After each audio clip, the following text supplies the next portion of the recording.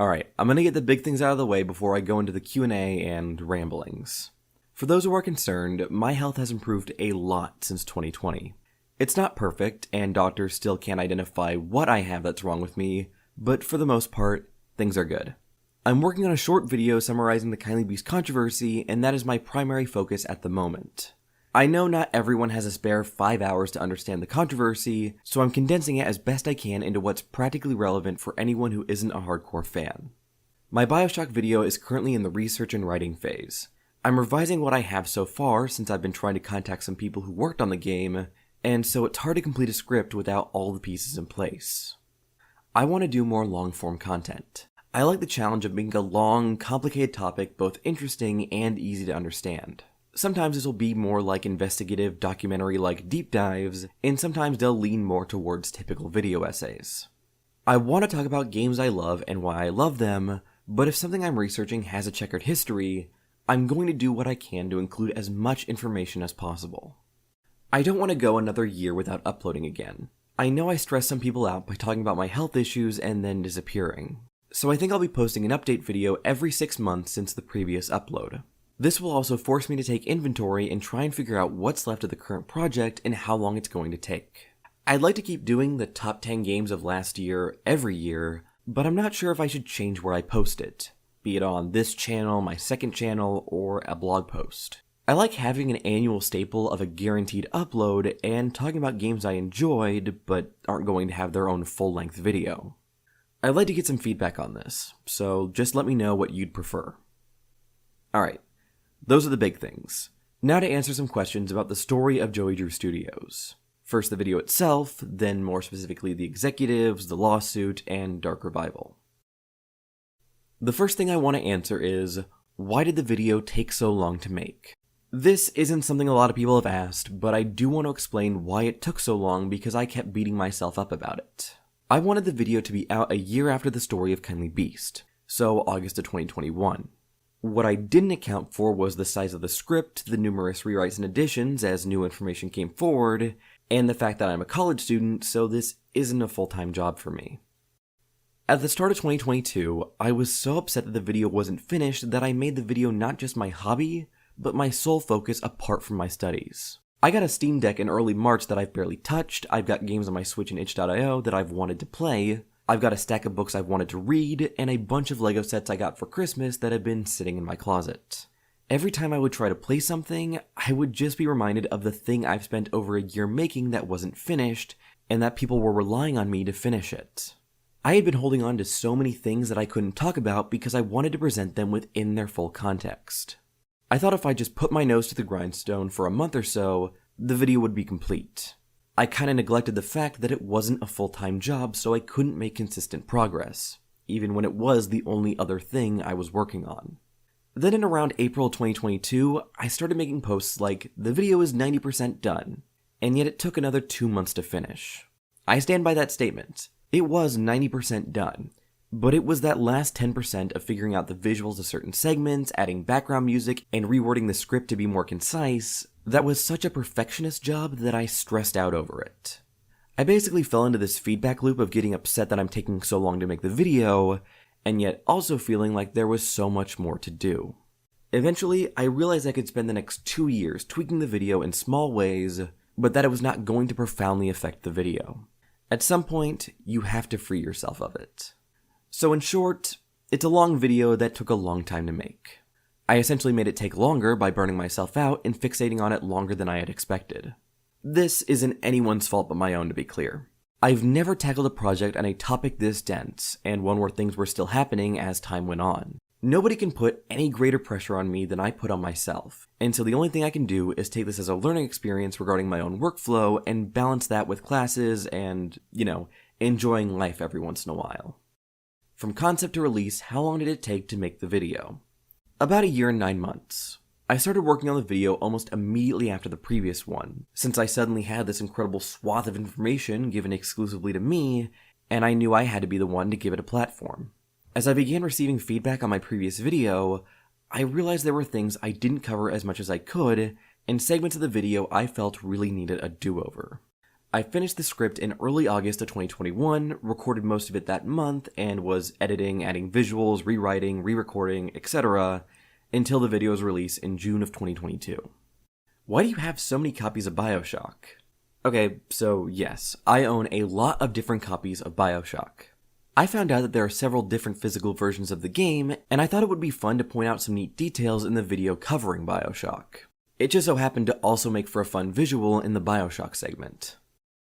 Do you regret getting invested in Bendy, or are you glad you found something that inspired you, even if the creators aren't great people, or maybe you feel some other way about it? Honestly, I don't regret much of it. Granted, I do regret purchasing so much merchandise, but I don't regret emotionally investing in the company. It taught me the value of learning a game's creation and ultimately gave me the opportunity to be more than just a fanboy. I was able to give people a platform where their experience with the company could be told to thousands of people, rather than being hidden behind an NDA or just obscurity. It's also had a whole other effect I wasn't expecting, where people who have made games I love and artists who have made work that I adore enjoy my content. Has the controversy been exhausting these last few years? Yes, but it's been such a strangely unique experience that I don't think I'd trade it for something different. Any thoughts on the Lost Ones novel? I actually didn't read that one. I bought the handbook in Dreams Come to Life as a Bendy fan, and I bought The Illusion of Living in the Krakow Comics collection for the sake of having them as reference material, regarding Joey Gay and the fan art contest winners. The Lost Ones didn't release until late last year, and back then I thought I'd have the video out by February, so I didn't want too much more tangential information, especially for something that, as far as I could tell, hadn't made a big splash in the Bendy community like Joey Gay. It's likely that The Lost Ones is another fantastic novel by Adrian and once again puts the game storytelling to shame. But I had to draw the line somewhere, and that's where I decided to draw it. Are you still going to have the rewrite of Bendy and the Ink Machine as a Patreon goal, or do you have other goals in mind? Okay, for context, in the final installment of my Story of Bendy series, I was going to pitch how I felt the story could have still been salvaged in Chapter 5. I think there's a way the game could have ended that would have been narratively satisfying through a rewrite of Chapter 5 and small tweaks to the updated versions of the previous chapters. I was half tempted to include it in the story of Joey Drew Studios, but I didn't want the video to be too much about me and my opinions or ideas. When setting up my Patreon, I made some goals that I felt would be just good to have in case I could actually make a career off of making videos. Ad revenue is always fluctuating based on the algorithm and engagement rates, so I figured it would be a good idea to set Patreon goals for when I could have this be a part-time and full-time job with a revenue stream that is more stable. To show my thanks, I wanted to attach a video to each goal I'd make to celebrate, a rewrite of Bendy and the Ink Machine, and a patron-selected video respectively. Maybe that's something you're interested in, and maybe it sounds like a very stupid Patreon goal. I'm new to Patreon, so I'm open to suggestions if anyone has better ideas. Do you think Joey Drew Studios will change someday and they will make games with passion again? Honestly, I just can't say. The ones who can make that change is them. And while I certainly believe that they have the capacity to change, that doesn't mean that they're likely going to change. Should I assume the Meatly is just as bad as Mike Mood? Yes and no. The Meatly was complicit in Mike's abusive behavior and is one of the executives responsible for the mismarketing, mismanagement, and the layoffs, but he wasn't directly abusive to employees. What are your overall thoughts about the development of Dark Revival? Is it possible with everything that has happened that the game might be cancelled? I think the game is being developed incredibly slowly. Right now, I think that, because they fired most of their senior development staff, the game might be near completion, but they are struggling to optimize it for a broader range of hardware. Or they're waiting until the lawsuit with Fat Mojo is over so they can capitalize on the game's release with merchandise sales. What do you think will happen with Dark Revival with all the given background knowledge? I think it will come out eventually. Whether it's a masterpiece or a broken game, published by Fat Mojo or Kindly Beast, are both up in the air. How much would it affect Dark Revival or any plans for future Bendy titles if Fat Mojo wins the lawsuit? Assuming that the lawsuit value is the overall value of Kindly Beast and their IP, my guess is that Fat Mojo doesn't have the best relationship with Kindly Beast. So I find it unlikely that they'd be working together again, regardless of the lawsuit's outcome. If Fat Mojo wins, I'm going to guess that Bendy titles will be developed by a different studio that Fat Mojo will provide the rights to, or even hire a development studio for the purpose of making a Bendy game.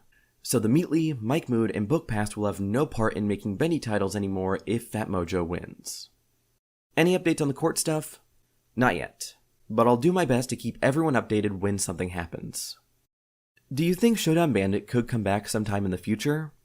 I don't think so. I think the most likely scenario where Showdown Bandit could return is one where Fat Mojo wins the lawsuit and the intellectual property rights to the franchise. At that point, they'd be sitting on a property with a pre-established fan base and retrospective knowledge they could use to resurrect the franchise in a way that's likely to appeal to more people. If Kindly Beast wins the lawsuit and retains the rights to Showdown Bandit, I imagine it'll be referenced every once in a while, but we'll never see a return. Considering the whole debacle, do you think these kinds of issues are becoming more prevalent in indie studios?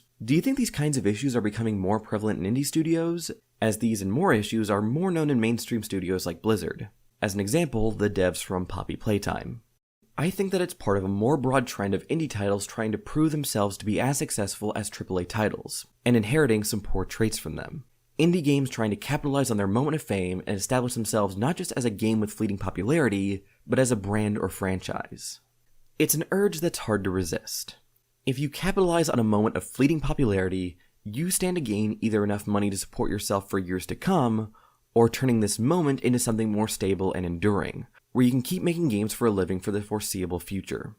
I don't blame anyone for taking advantage of their moment in the limelight, but it's how shameless and exploitative you are in that moment that's likely to last far beyond your fame. Okay, that is mostly everything that I can answer right now that doesn't have a evolving answer, because there's been stuff happening ever since my video released to where the answer to some of these questions has been changing, so I just excluded them altogether. I'm considering doing a live stream in the coming days to kind of talk about the script writing process and answer more questions live, so keep an eye out for that, I guess. And yeah, I don't know what's going to come of this. I don't know if I'll make a footnote video or whatever, or if it'll be another monstrosity of interviews and whatever else that'll come of this, but this might not be the end of the